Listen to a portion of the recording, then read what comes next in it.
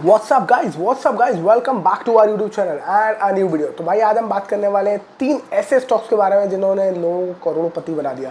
अगर आपने इन स्टॉक्स में इन्वेस्ट किया होता तो आज आप करोड़पति हो जाते।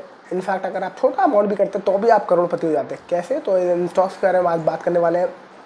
इनके स्टॉक्स के बारे में थोड़ी हम कोशिश करेंगे समझने के लिए कैसे स्टार्ट हुए थे और किन्होंने स्टार्ट किया था, नाम भी समझने की कोशिश करेंगे इनके बारे में, इनकी पूरी थोड़ी सी हिस्ट्री में जानने की कोशिश करेंगे। पर हम ऐसे बात करेंगे कि 3 स्टॉक जिन्होंने एक्चुअली टर्न अराउंड किया है उस पर्टिकुलर इंडस्ट्री को, और कहाँ से शुरुआत की थी इन्होंने और आज के कितने करोड़ की नेटवर्थ इनकी हो गई है इन कंपनीज की, राइट। तो 3 स्टॉक हैं। सबसे पहला जो स्टॉक आता है वो आता है मिस्टर नारायण मूर्ति का स्टॉक, आईटी स्टॉक का, कंपनी का ये स्टॉक है जिसका नाम है इन्फोसिस। सबसे नंबर पे ये आईपीओ जब इनका आया था वो आया था 1993 में, और एडजस्टेड फर्स्ट बोनसेस और स्प्लिट्स देखा जाए तो 20 पैसे का हुआ था, 95 रुपये का एक्चुअली लिस्ट हुआ था। पर बाद में बोनस शेयर मिले, बाद में स्प्लिट हुआ तो एक्चुअली उसकी जो कॉस्ट आ गई वो 20 पैसे आ गई, क्योंकि जब स्प्लिट होता जाता है तो आपको नंबर ऑफ शेयर बढ़ जाते हैं। तो अल्टीमेटली वो 20 पैसे हो गया उसका एक तरीके से आपको जो प्राइस पड़ा। और 2025 में इसका प्राइस था 1450 रुपये, यानी कि 20 पैसे से 1450 रुपये 1993 से 2025 के दौरान इतना मोटा रनअप जो इस स्टॉक ने दिया है आपको एब्सोल्यूट रिटर्न में दिखा है तो 7,25,000% का रिटर्न हमारे आईटी स्टॉक इन्फोसिस ने आपको दिया है। अगर आपने 10,000 रुपये इन्वेस्ट किए होते 1993 में तो वो आज 7 करोड़ से भी ज़्यादा का अमाउंट होता है। तो ये this is the power of compounding और this also the power of holding the stock for very long time. तो अगर आप इस स्टॉक में बहुत लंबे समय के लिए बने रहते तो आपके पास होते आज 10,000 रुपये के। इनफैक्ट 1993 के आसपास ही मेरे पापा ने भी इन्वेस्ट किए थे पैसे, पर वो म्यूचुअल फंड में किए थे। उस टाइम पे स्टॉक मार्केट तो कोई बड़ी बात लगती थी। इनफैक्ट मैं पापा से जब पूछता हूँ तो स्टॉक मार्केट पापा आपको उस टाइम पे कैसा याद था, तो पापा को लगता है कि बहुत लोग अखबार लेके बैठ रहते थे उस टाइम पे, स्टॉक मार्केट करते थे और बहुत लोग बर्बाद हो जाते थे स्टॉक मार्केट में। तो पापा कहते हैं कि वो उनको जुआ लगता था, तो उनको कभी ये समझ में नहीं आया कि ये काम कैसे करता है। उन्होंने कोशिश भी करी समझने की पर उनको समझ में नहीं आया, तो उन्होंने वो कभी इसमें पैसे लगाने की कोशिश नहीं करी। पर वो ये कहते थे कि बहुत सारे लोग, मैं देखता था कि बहुत सारे लोग बन गए इसमें और बहुत सारे लोग बर्बाद हो गए रातों रात और उनका पैसा बर्बाद हो गया। तो ये जो बैड न्यूज़ है वो बहुत ज़्यादा फैलती थी उस टाइम पर, और इसकी वजह से पापा ने स्टॉक मार्केट में पैसा लगा के एक बड़ी मुश्किल से किसी डिस्ट्रीब्यूटर के थ्रू उन्होंने एक म्यूचुअल फंड लिया था जो आज 30 गुना हो चुका है। और एक बार ही इन्वेस्ट किया था उसमें 10,000 रुपये, आज उसके जो रिटर्न है वो 30 टाइम्स हो चुके हैं, यानी कि तकरीबन 10,000 के 3 लाख रुपए हो चुके हैं।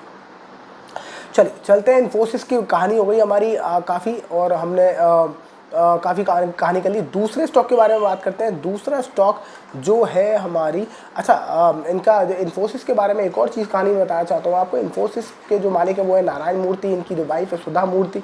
और एक बड़ी अच्छी स्टोरी है कि सुधा मूर्ति तभी ये नारायण मूर्ति अपनी खुद की कंपनी डालना चाहते थे। सुधा मूर्ति ने अपने जुड़े हुए पैसे 10,000 रुपये जो उनके पास जुड़े हुए रखे थे वो उन्होंने अपनी जेब से दिए, अपनी फंडिंग करी, बेसिकली सीड फंडिंग इसको कहते हैं ना, स्टार्टिंग में कोई पैसा लगाता है आपके बिजनेस में, तो उन्होंने 10,000 रुपये दिए थे उनके लिए सीड फंडिंग करी थी अपने हस्बैंड के लिए, और वो 10,000 ने आज देखो कहाँ तक पहुँचा दिया, इस कंपनी को कितना बड़ा कर दिया। तो उन्होंने अपने हस्बैंड में ट्रस्ट किया और this is what it happened, result आपके सामने।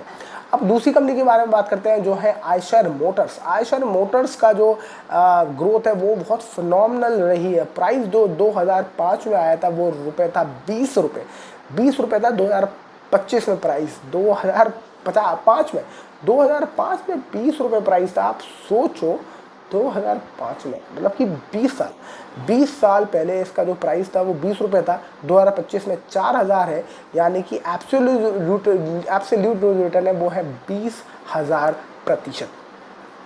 20,000% का रिटर्न 20 साल में। इमेजिन अगर आपने इतना लंबा होल्ड किया होता तो क्या होता, आप कहाँ पहुँच चुके होते। 1 लाख अगर आपने 2005 में इन्वेस्ट किया होता तो आज वो 2 करोड़ से भी ज़्यादा होते। पर अब इस पर एक बड़ी अच्छी कहानी भी है कि एक आदमी ने उस टाइम पे जो रॉयल इनफील्ड जो बाइक आती है इनकी, उस टाइम पे जो रॉयल इनफील्ड बाइक थी 2005 की बात है, जब जो जितने रुपए की रॉयल इनफील्ड की बाइक थी तो उसने अगर रॉयल इनफील्ड ख़रीदी होती उस टाइम पे, मतलब उसने खरीदी उस टाइम पर रॉयल इनफील्ड, और अपनी अपनी गर्लफ्रेंड को घुमाने के लिए उसने वो बाइक खरीदी। उस टाइम पे एक कहानी थी, और उसने घुमाया अपनी गर्लफ्रेंड को, और उसका शादी वादी कर ली, थोड़े दे हैव अ फैमिली। पर कहानी है कि वो आदमी आज लुक बैक करता है इस बात के लिए कि मैंने 2005 में बाइक खरीदी थी इतने रुपए की। अब वो इतने रुपए की अगर बाइक ना खरीद के उतना ही रुपए उसके शेयर में लगा देता आयशर मोटर्स के, तो वो अपनी वाइफ के लिए बेंटले खरीद सकता था। ये उसने बोला था।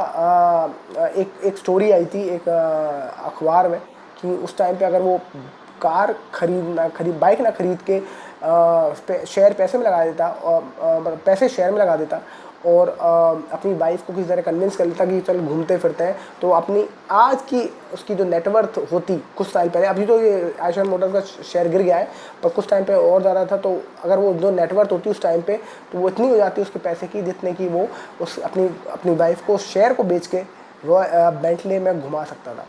तो ये होता है पावर ऑफ कंपाउंडिंग।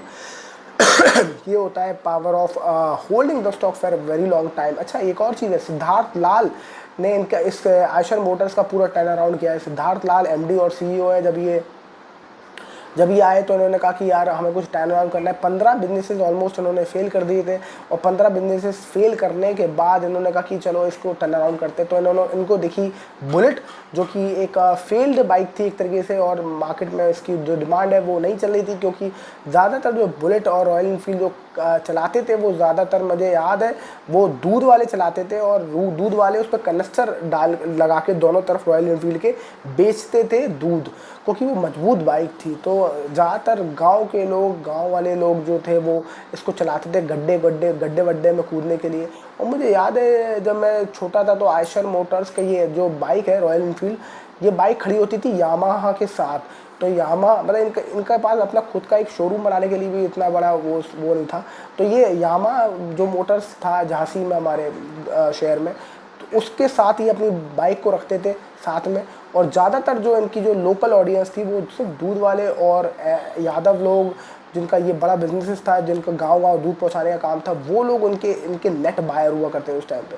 पर सिद्धार्थ लाल जो है उन्होंने अब इसको बाइक को टर्न अराउंड किया, इसको थोड़ा सा मार्केट किया टुवर्ड्स मोर मैचो बाइक। और जो कॉमन लोग हैं, जो कॉमन इंसान है, उनको प्रोत्साहित किया कि तुम ये खरीदो, this is one of the most coolest bike. और जिस तरीके से उसकी थोड़ा मॉडिफिकेशन की, बाइक को थोड़ा सा रिनोवेट किया, it turn the table around. और आज बाइक जो रॉयल इनफील्ड है, जो आयशर मोटर्स की जो बाइक है, ये आपको बहुत ज़्यादा लंबी वेटिंग करनी पड़ती है तब आपको मिलती है। तो ये है हमारी रॉयल इनफील्ड की कहानी, जिसको आयशर मोटर्स बेसिकली इसका शेयर का नाम है। और तीसरा हम बात करने वाले हैं जो इम्पोर्टेंट स्टॉक है, वो है एमआरएफ का स्टॉक है। जो प्राइस था 1993 में, वो था 500 रुपये का। 1993 में 500 रुपये का। आज इसका जो प्राइस है 2025 में, वो है 1,10,000 रुपये का। One of the most expensive stock in Indian market. सबसे पहला स्टॉक हुआ करता था ये, जब सबसे महंगा स्टॉक हुआ करता था 1,10,000 का 2025 तक, 2024 तक। पर 2024 के बाद जो 2025 के आसपास एक एलसिड इन्वेस्टमेंट करके एक स्टॉक आया, जो 2-2.5 लाख का सीधा अब हो गया है, क्योंकि उसकी वैल्यू अनलॉकिंग हुई है। तो वो 2.5 लाख का सबसे महंगा स्टॉक हो गया। पर उससे पहले तक सबसे महंगा स्टॉक हमारे पास एमआरएफ ही हुआ करता था। आज भी कोई स्प्लिट नहीं किया इनके मालिक ने, कोई बोनस शेयर नहीं दिए। 1,10,000 रुपये का स्टॉक है, तो है, खरीदना है तो खरीदो। अगर आप एब्सोल्यूट रिटर्न देखो तो भाई साहब 21,900% का एब्सोल्यूट रिटर्न है, 21,900% का। और 1 लाख अगर आपने इन्वेस्ट किया होता 1993 में, तो 2 करोड़ से भी आज ज़्यादा आपके पास होते। तो ये है फैमिली कंजर्वेटिव बिजनेस है इनका। और जो इनके ओनर हैं, वो एक बार हम बात करने की कोशिश करते हैं। ओनर जो है वो है, उनका नाम है के.एम. मामिन मप्पिलाई। के.एम. मामिन मप्पिलाई। अच्छा, इन्होंने काफ़ी इंटरेस्टिंग बात तो ये कि इन्होंने एक टॉय बलून, जो बलून बनाते थे बचपन में बच्चों के खिलौने के लिए, उससे अपना धंधा स्टार्ट किया था 1940s में। और उसके बाद इन्होंने एमआरएफ को पब्लिक ले गए 1961 में। और टायर के काम में जब ये आ गए, क्योंकि बेसिकली इनको रबर का काम बहुत अच्छा समझ में आ गया, रबर की फैक्ट्री इन्होंने डाली। रबर, क्योंकि बलून बनाने से इनको रबर के बारे में अच्छी ग्रिप हो गई, स्ट्रेंथ आ गई कि रबर का काम कर सकते हो। और जब इन्होंने एमआरएफ लॉन्च किया और टायर जो का काम स्टार्ट किया वो उनका बहुत अच्छा पिकअप कर गया, और आज इतना अच्छा पिकअप कर गया कि लोग आज भी टायर के बारे में बात करते हैं तो सिर्फ और सिर्फ MRF की ही करते हैं, क्योंकि लोगों को ट्रस्ट बहुत है। इनफैक्ट इन्होंने बहुत ज़्यादा पैसा दिया है सचिन तेंदुलकर को MRF का स्टिकर लगाने के लिए अपने बैट पर। तो one of the famous Sachin Tendulkar, जो कि इतना महंगा स्टार है, उसको लगातार पैसे देना MRF को स्पॉन्सर करने के लिए is not a very small deal at all, और this is what it is. So these are the 3 stories जो आपकी लाइफ बदलने वाली स्टोरीज़ हैं। अगर आपने इसमें इन्वेस्ट किए होते हैं ऐसे स्टॉक्स में, तो आज आपका स्टॉक कहाँ से कहाँ होता, आपका पोर्टफोलियो कहाँ से कहाँ होता। So that's it for this video. I hope इस वीडियो को सुनने के बाद आपको बहुत कुछ पता चला होगा इन स्टॉक्स के बारे में, इन जर्नी के बारे में, लोगों के जर्नी के बारे में, और आपको थोड़ी सी मोटिवेशन मिली होगी कि आप भी कुछ अच्छे से स्टॉक ढूंढें, कुछ सर्च करें, रिसर्च करें और इन्वेस्ट करें, and take that risk and take that risk with due diligence on your behalf.